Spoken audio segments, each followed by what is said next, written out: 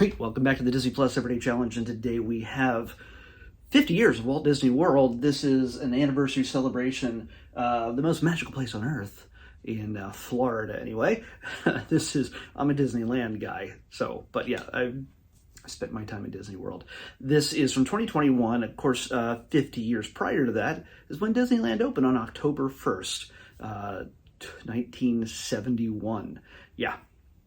So this takes us from the early stages, from Walt's ideas and imaginings and everything else, all the way up to, 2021. And believe it or not, this is also severely out of date.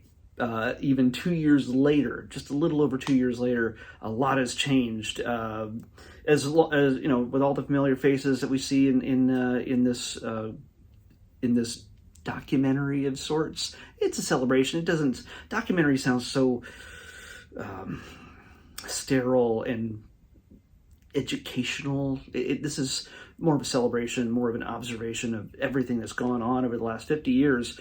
And it's hosted by Whoopi Goldberg, who is a Disney vet in so many ways. And she shows up every so often to tell us what's coming up next. Introduce some musical acts. Of course, there's even of course, because music is so much of an integral part to Disney history, we could have no parks. We could have no just culture or anything else, collectibles, whatever it is.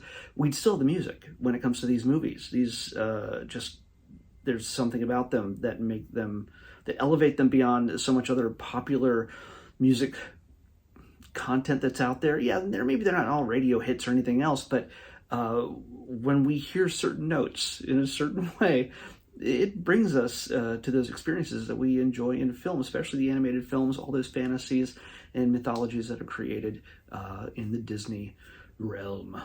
And everything else that's attached to it, now that it owns Marvel and Lucasfilm and Pixar and everything else. So this is all about what has come before and what is to come at this point in 2021 at the Disney World Resort. All four parks, Magic Kingdom, Epcot Center, we call it the center, but it's Epcot and Animal Kingdom and Hollywood Studios. So yeah, it's got focuses on each one of these and how they came to be. Some really interesting stories. The pitch meeting for Animal Kingdom, thanks to Joe Rohde, Rohde. The pitch meeting for Animal Kingdom is a unique story in itself. It involved a tiger. Yeah. Are animals interesting? Well, yeah. We get to see the birth of the relationship between Disney and Lucasfilm and George Lucas, and interviews with him. We get to see James Cameron talking about the inclusion of Avatar and the Flight of Passage and everything else that's incorporated into the Animal Kingdom park. We see also, there's, like I said, there's the big historic moments that said, you know what, where are we going to find a place? And these are technically the most interesting parts to me, just to see how these lands came to be, how this park came to be, and the great deal they got in Florida, honestly. No matter how much some people are trying to destroy what goes on with Disney in Florida, with the success of Disneyland, the idea that any state, any community, part of the United States would get a Disney park of their own, announced back in the 1960s, was kind of a big deal. And when they got the land for about $180 per acre, about the size of two Manhattans, Manhattan, New York, that was a pretty good deal. They and everything that was building towards Walt's dream. When it came to Epcot, Epcot was an early part of Walt's dream when it came to Disney World, but it didn't take hold until years later, into the 80s, mainly because he passed away while Disney World was still being constructed, still being imagineered. So yeah, I mean, Disneyland is still the only park in Anaheim, the only park that Walt has ever set foot in. But his fingerprints are all over everything, no matter what part of the world you're in. His fingerprints are there. And for the people that have picked up the gauntlet and carried on his visions and his dreams and his Imagineering into generations later. So we get to see the origins, like I said, of the Magic Kingdom Park and how Roy brought that to fruition and soon after passed away once that was launched. I think it seems like a very deadly endeavor in a sense to take on building a Disney park. Hopefully that's not the case. But yeah, I imagine a certain level of stress. Roy was not necessarily a dreamer. He was a guy who got things done, and he got things done. Yeah, he built a park on a swamp. On a swamp. That's pretty crazy.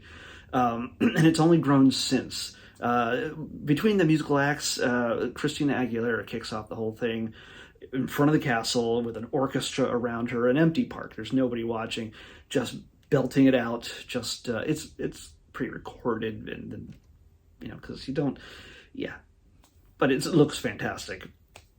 And then Holly Bailey closes it out, probably just before she's announced to possibly that she would eventually be the Little Mermaid, Ariel, in the live action remake of the animated classic. So yeah, it's like, oh, get used to this face. That's Holly Bailey. That's Ariel. So beyond that, they really do go beyond just talking about the parks and the origins itself. They talk about the celebrities have been there, like Princess Diana and her princes had gone there soon after the divorce from Prince Charles. You get to see celebrities from TV and movies and sports. We get to see the origin of "I'm going to Disney World," said by quarterbacks or MVPs at the end of a Super Bowl. That is not an accidental thing. That is a planned advertising moment. That I didn't realize the logistics that went into that, but it was kind of neat to see them talk about that. We get to see how the Full House and Blackish casts, all those over the years, have gone to visit Disneyland or Disney World and their experiences there and filming, and it was kind of cool to see that. They also talk about the work that they do with the Make-A-Wish Foundation, bringing kids their dreams. And it's not just for kids. I've learned that it's not just for kids who have a terminal illness, but anybody who has gone through a tremendously harrowing health crisis for most of their lives, or at least a good portion of their lives, and getting that opportunity, they can be submitted to take part in the Make-A-Wish Foundation presentation. There's some, of course, obviously during the pandemic, Disney World was shut down or diminished for a good considerable time, and a lot of those wishes were delayed, and so a lot of kids got to be able to pick up on that. They showed the first girl who got her wish to go to Disney World granted in this, and you get to see a number of the different kids, different situations, and the work that goes into getting kids their wishes that involve Disney World. So that's kind of neat. So yeah, it's a pretty all-encompassing thing. It probably could have been half as long. This, I think, probably premiered on ABC or Freeform or something at some point, because there are commercial breaks at some point, because coming up next is a common thing that's said every 10, 15 minutes. It's an hour, by the way, it's an hour and 25 minutes long. So it's, yeah. When it's a kind of weird number, it really means it's a 2-hour special with commercials. So there were 35 minutes worth of commercials, probably Disney commercials for Disney products and films and whatever else during the time when this originally aired in 2021, probably in October, September, I don't know. But yeah, it's there's one of the fun things that I mentioned earlier. Not fun, but one of the interesting things about this is that a lot has changed in the last 2 years. Bob Chapek shows up in this talking about the things that changes and everything else they're making. He's no longer there. They talk about the upcoming rides, like the Guardians of the Galaxy ride inside the Sphere, well, not the Sphere in Las Vegas, but the Spaceship Earth in Epcot, and the Ratatouille ride, and the inclusion of the brand new Rise of the Resistance ride in Hollywood Studios, and so many different changes coming. And this is 2 years old, so it doesn't include some of the things we've learned since, such as at one of the last D23 events. So yeah. So yeah, this is definitely, if you're a Disney World fan and just, you've been there plenty of times or you wish you could go, well, this is kind of a neat little sort of package to show, where did it all come from? Why does it even exist? Why was this a man's dream to go beyond? Hey, he already had one in California. His kids are growing up. They don't need to, he did everything he could for his kids, but could it continue on to new places? And there's, by the way, there are videos you can find on YouTube of a lot of different Disney projects that include expanding certain parks, certain things that have never come to fruition, that have failed, that exist out there. But so it goes to just even further to show the success behind this is tremendous. The fact that this wish came true. Whereas, like, there's a thing in Long Beach. If you look up Long Beach and Disneyland, maybe, you might have seen an early version of a park that was on the water that never came to be. That's an early Disney Sea, let's just say. So anyway, yeah, that's all I can really say about that. Let's pick tomorrow's episode. First time we've gotten to do this in a while. Well, no, not since yesterday. Okay, I'm really out of it. Never mind. 334. 334.